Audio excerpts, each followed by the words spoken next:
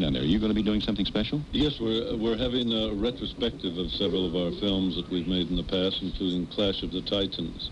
And then we're having a discussion, questions and answers, and several other prominent people will be there. Most folks associate you with special effects. I guess would that be the proper term? I suppose, but that does cover a big, broad area in filmmaking. Special effects can cover explosions. It can cover matte paintings. Our type of film really dwells in fantasy realm, and we have to use all these different techniques in order to achieve our end.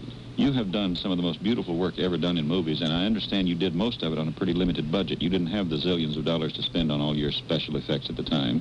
No, that's very true. And even going back to when I think that we made The Beast from 20,000 Fathoms, the whole film was made for $200,000. And today that won't even buy a costume. No. You know, it's rather frightening how things have gotten out of proportion. I've got a list of some of your best movies here. I guess Mighty Joe Young was the first big one that we remember you from, wasn't it? Yes, I had a chance to work with Willis O'Brien, who was sort of the father of this whole technique. And it was a great thrill, of course, to work with him and plan the picture. And then I did about 85% of the animation on the film. Mighty Joe Young, pardon me, The Beast from 20,000 Fathoms, It Came from Beneath the Sea, 20 Million Miles to Earth, The Seventh Voyage of Sinbad, a lot of Sinbad movies, several Sinbad movies. Yes, 3 Sinbad movies and 2 Greek mythologies. In fact, my son once went to see one of your movies and came back and was raving about it so much. He said, "You've got to see this." And I said, "That's not my type of movie. I don't really want to see this sort of thing." He said, "You've got to see it." Talked me into seeing it. It was, I've forgotten the exact title, but it was the one with all the skeletons sword fighting. That's Jason and the Argonauts. Jason and the Argonauts, and I'm glad he talked me into it. That was marvelous. In fact, that one, I guess, probably the sword fighting skeletons is probably, I guess, aside from the Mighty Joe Young, was probably your best remembered sequence. Yes, it is. And then, of course, the Medusa sequence in Clash of the Titans. But it's quite interesting what you say, because we run across that quite often, that the parents do not want to see a picture called Jason of the Argonauts or Sinbad the Sailor. They think it's for kids.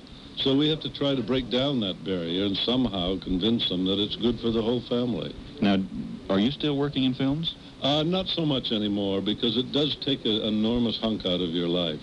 And but you still see them, I'll bet. Oh, do I see them? Oh, yes. I like some films, although many of them are so depressing today, and I don't like to pay $5 to be depressed. I'm with you. But the effects they're doing now...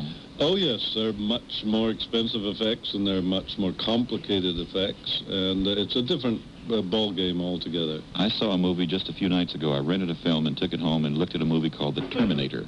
Oh, my. That is not one of my favorite films of all time, but there was a sequence at the end. Have you seen that? No, I haven't. There's a sequence at the end in which it involves a robot who is skeletal.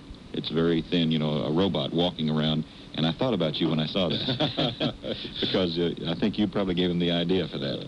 Anyway, I've got somebody on the telephone that wants to talk to you. If anybody else, any of you movie buffs who know the work of Ray Harryhausen and like the work he's done, and that's most of us, get on the telephone. We have a few minutes together if you want to say hello or ask him anything. How did he do that?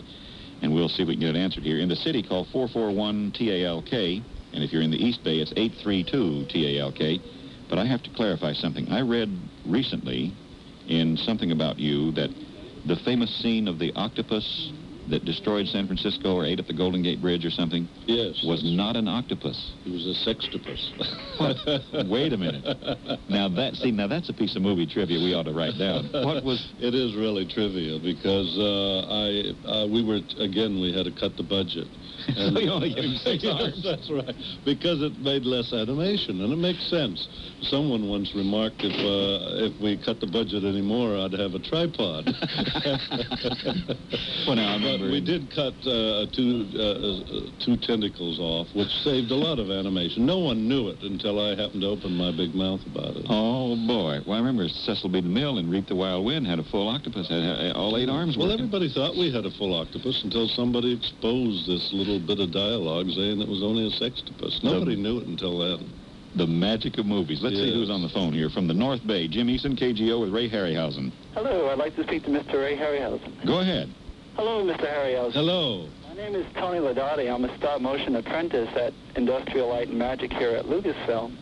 And I met you a few years ago, and you were very kind and very inspiring, and you had just before then written me a letter, which was very nice after you had seen my little caveman movie. Oh, yes. And I just want to thank you once again for the inspiration and for, just the encouragement that you've given myself and I guess, the many generations of young filmmakers and craftsmen like me. And I just want to also say that if whether or not you decide not to make any more movies, I personally hope you continue to keep making movies because they're just such a joy and such a wonder to watch.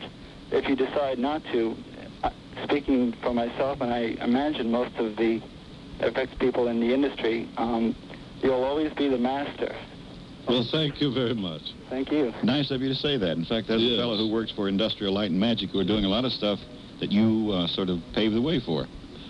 And they do good work over there. Oh, Those yes, guys very doing good. Great stuff. Yes. Somebody's and calling some wonderful basic training for young people who could never find experience any other way.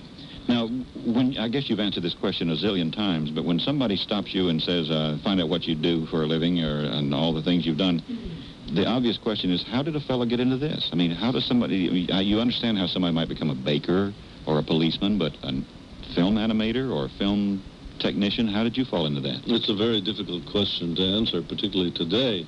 Well, when I was 13, I saw a film, King Kong. That did it, huh? One, 1933, and I haven't been the same since. So that shows what a tremendous influence films do have on young minds.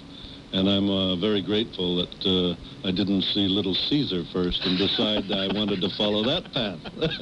A lot of folks think you made King Kong. They think you did the animation. Oh, I know. That would make me quite elderly, but I'm very flattered. But Kong, I feel I've made it because I've seen it so many times. And but I did have a great opportunity of meeting Willis O'Brien and work with him on Mighty Joe Young, and he's really the father of stop-motion animation in this country. There was an interview with somebody in one of the film magazines a few months ago that was talking about doing special effects of one kind or another, and they told about spending a lot of money and a lot of time to get a certain effect, and they never got it.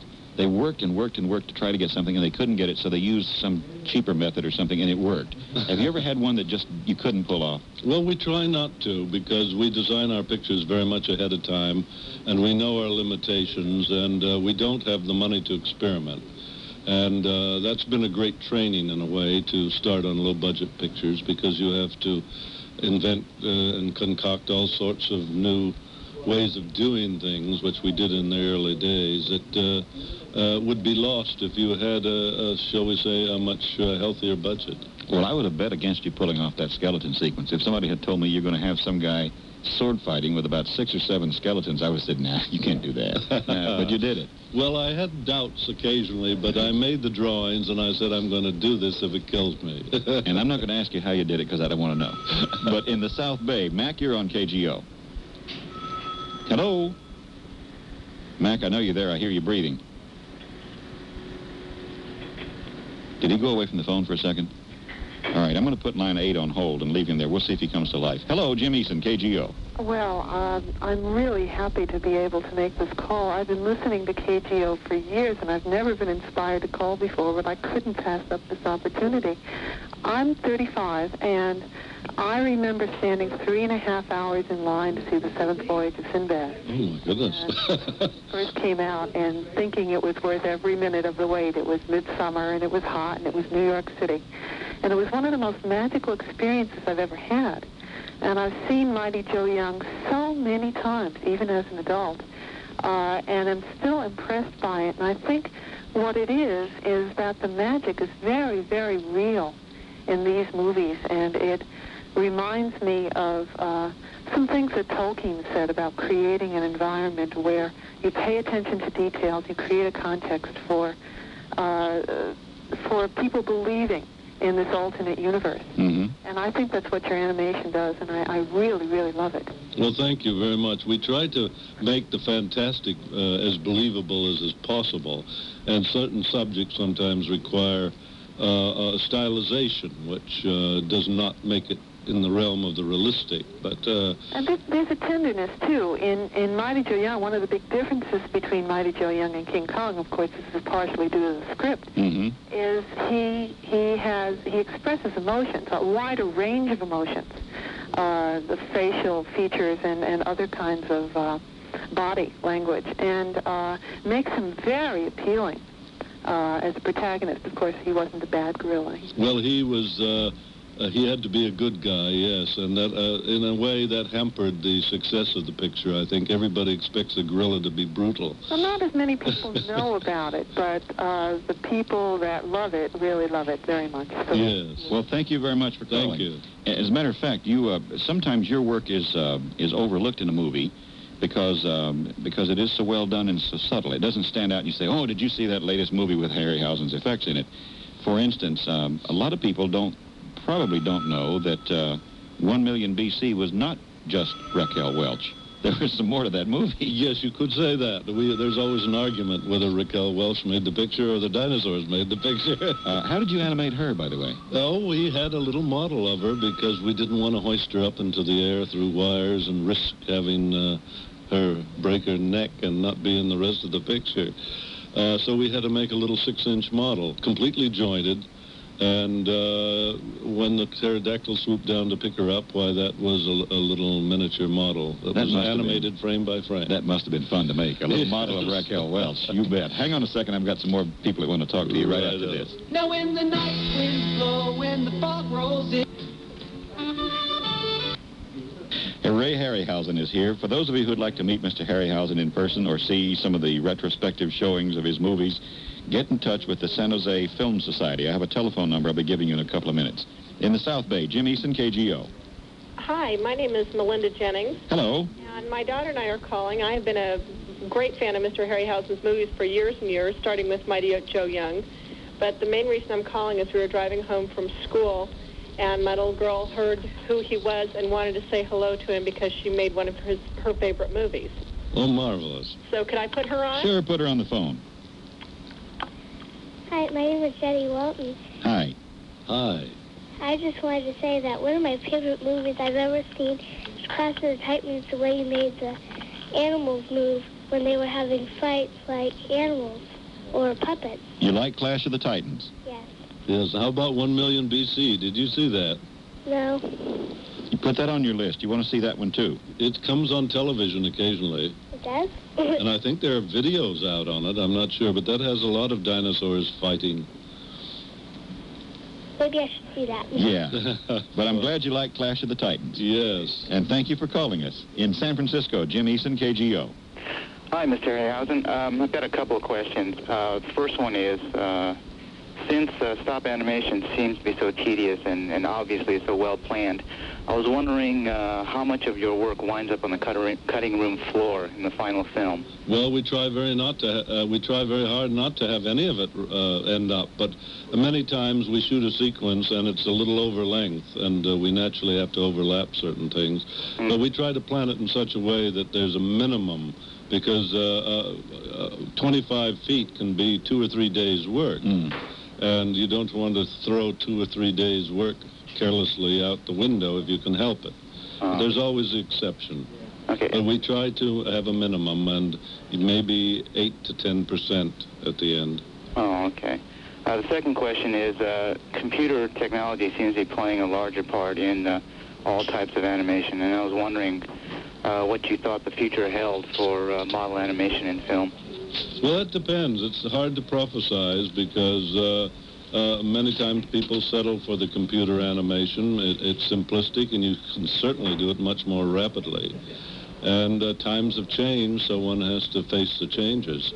But it's very difficult to predict. It may put handmade animation out of business. I'm not sure. Well, I hope not. Okay, thank you. Thank you very much for calling. Now, I hesitate to ask you this because I know that folks who do this kind of work don't like to be caught up in this, but are there any of your movies that if we were to go see them as poor movie buffs now, we've seen them and we know them and we love them, if we go and watch a particular sequence, can we see boo-boos? Oh, there are always some boo-boos at one. We've had to make films at quite a rapid rate of speed and with a very limited budget, and sometimes we're forced to pass certain scenes that we know are not absolutely perfect. What are a couple we should watch for? Aside from well, the we don't want you to watch those, and everybody will just be sitting there watching for the boo-boos and not enjoy the picture. Let them enjoy the picture. Let's see who's in the North Bay. Jim Eason, KGO with Ray Harryhausen. Hello, a pleasure, Mr. Harryhausen. Hello. Just so I don't make a fop of myself, I believe you did the animation for the skeleton fight with Jason and the Argonauts? Yes. Okay. I just tuned in and heard your name. That's a classic to me. I thought that was gorgeous. There was a video of, I believe, Mr. Jackson, Michael Jackson. Did you have anything to do with that, or was that a tribute to you? No, I had nothing to do with that. Was that Thriller? Shoot, I don't know anything about this kind of music. Oh. I was sitting in a hotel in Scottsdale. Oh. All of a sudden, this music video comes on, and essentially it was a tribute to the skeleton fight. Oh, good heavens. No, I haven't seen that. I didn't know it existed. I would like to hope it's a tribute as opposed to a ripoff. Well, let me just tell you that most people who see things, special effects, animation, and things like that in movies now are seeing a tribute to Ray Harryhausen, whether they know it or not, or whether they say it or not. Hello, Jim Eason, KGO. Hello. Hi. Hi. Hello. I'd like to talk to Harry. I think you'll remember me. I was an officer in the Cameraman's Union. Who's this? Milton Gold. Yes, hello, Milton. I don't know whether you remember my name or not. Yes, I do. And you must know Bill Abbott. Yes, we met several times last year. Bill was doing the same work you did, only you were in it ahead of him. Ah.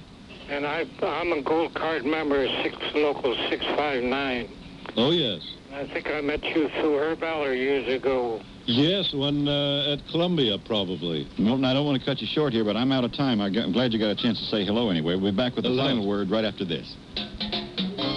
Call the San Jose Film Society. It's 408-971-7023. Thank you, Mr. Harryhausen. Nice to have you here.